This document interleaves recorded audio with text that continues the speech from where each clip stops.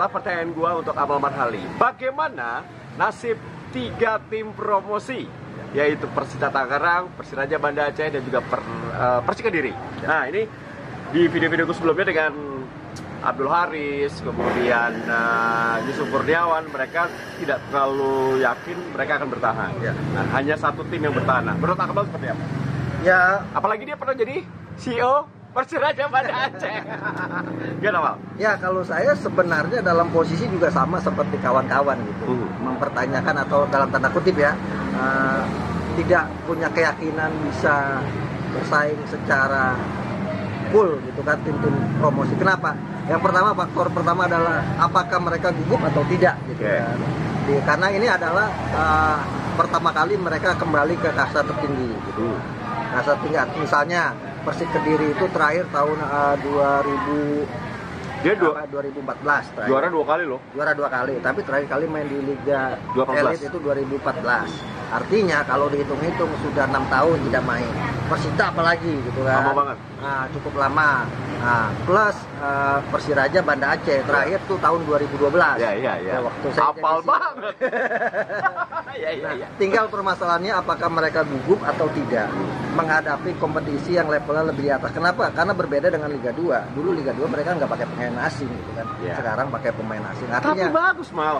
Iya. Ada meter itu bagus banget di belakang. Betul. Terus gue melihat tuh bahwa mereka 3 tim ini belum pernah kalah 2 pekan awal. iya, Seri. hasilnya sama semua, 2 kali seri gitu kan. Iya, 2. Iya, Persik 2 kali seri, Persita 2 kali seri, Persiraja 2 kali seri.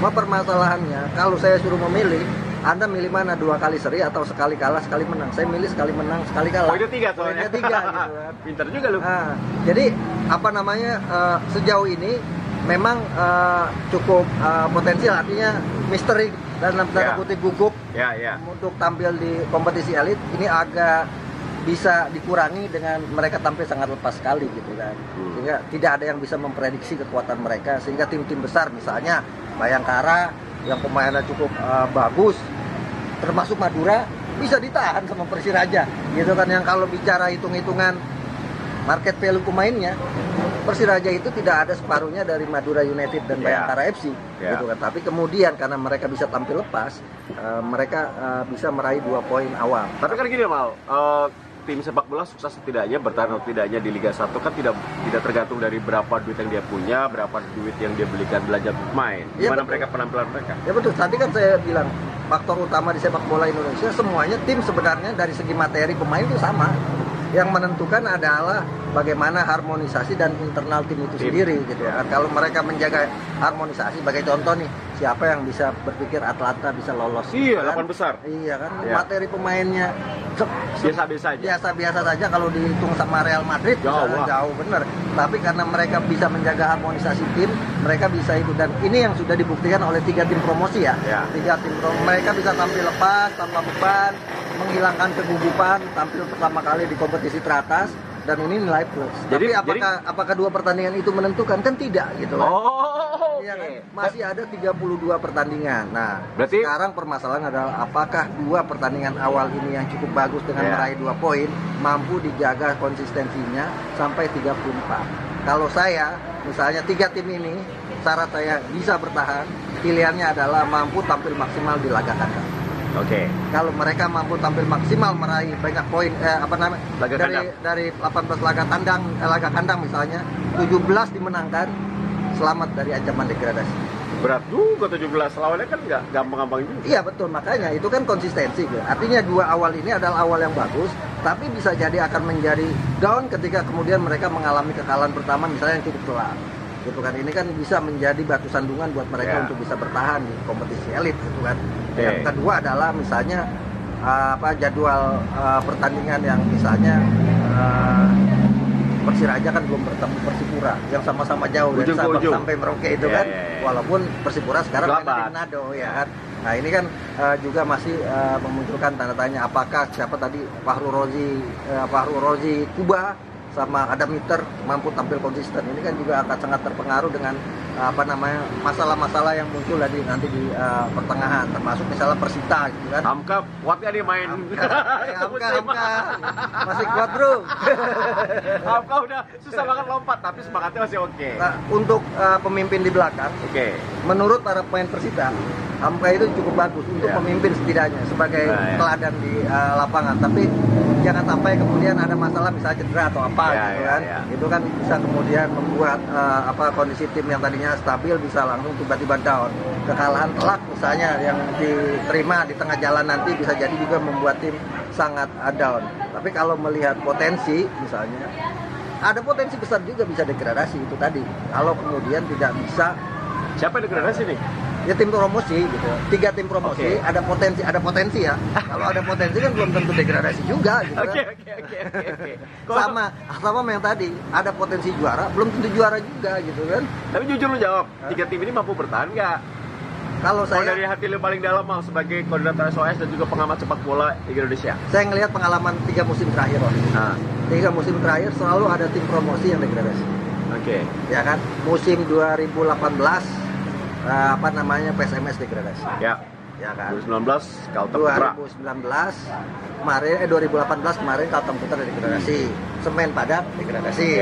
Ya kan 2 tuh malah gitu kan. Artinya 1 di antara 3 ada potensi degradasi. Jadi ini mungkin juga nih. Mungkin juga gitu. Siapa paling mana?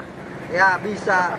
Kalau saya melihat misalnya dari segi tim Persik Kediri yang bagus gitu kan, bisa juga kemudian terkendala karena kalau bicara materi pemain ya, termasuk Persiraja itu kan ada potensi terkendala dari segi komposisi pemain dan sebagainya karena kan jomplang.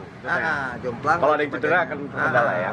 Kalau ada cedera terkendala. Tapi ada juga tim lama yang degradasi gitu kan. Nah, ini yang agak sangat berat misalnya Persela Lamongan. Banyak yang marah sama saya.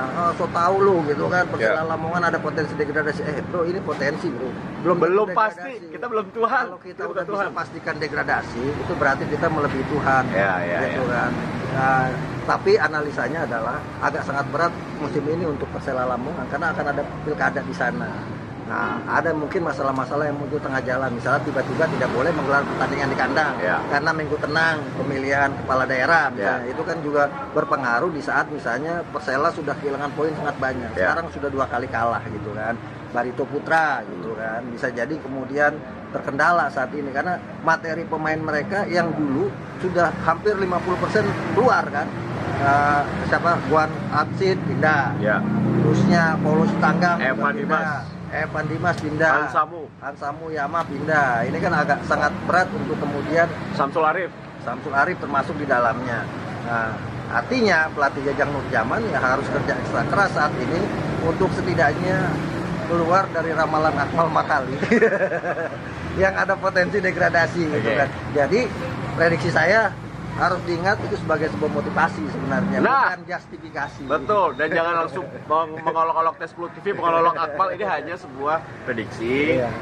Itu juga menjadi satu hal yang bebas ya kita melakukan. Dan kalau kita benar, kita nggak akan jadi komentator ya. Betul, kalau kemudian kita benar, kita melebihi Tuhan juga gitu. Betul. Jadi kalau saya bisa ditanya memprediksi benar apa enggak, saya sih berharap salah gitu. Karena dengan salah itu berarti analisa yang selama ini kita lakukan di awal berarti tidak tepat gitu. Artinya kita harus lebih banyak belajar lagi dalam menganalisa siapa tim juara, siapa degradasi kan gitu. Cakep. Akmal Makhali untuk Sekjen PSSI guys. Makasih ya Mal. Ya itu kita udah terjawab ya 3 pertanyaan gue, siapa yang kandidat juara Liga 1 2020 sudah terjawab, Persib atau Persija menurut Akmal. Kedua, LIB bagaimana sudah bagus sudah, tapi jangan lagi menyalahi aturan seperti halnya ketika memberikan pembatalan pertandingan, penundaan pertandingan untuk Persija menghadapi Persebaya yang menurut Akmal menyalahi pasal 8 dan 13. Nah, ketiga, apakah potensi 3 tim akan terdegradasi? Yes, ada potensi, tapi itu kan belum pasti ya. Itu tentunya bisa menjadi satu acuan kalian menonton Liga 1 2020. Terima kasih guys sudah menyaksikan Tes Blue TV. Satu yang terpenting adalah yang bagus kita dukung, yang kurang bagus selalu kita ingatkan. Untuk apa tujuannya? Untuk sepak bola kita lebih baik gitu kan, berprestasi. Jadi jangan jago kandang, di kandang bagus, di level lokal bagus, giliran keluar jelek kan juga bermasalah juga. Gitu. Jadi jangan alergi sama kritik karena kritik adalah bukti kasih sayang kita kepada PSSI dan sepak bola Indonesia. Siap, thank you Akmal, makasih ya.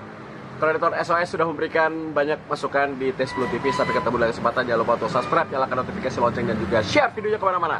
Akmal Marhali, Dodo Gruho, undur diri. Bye.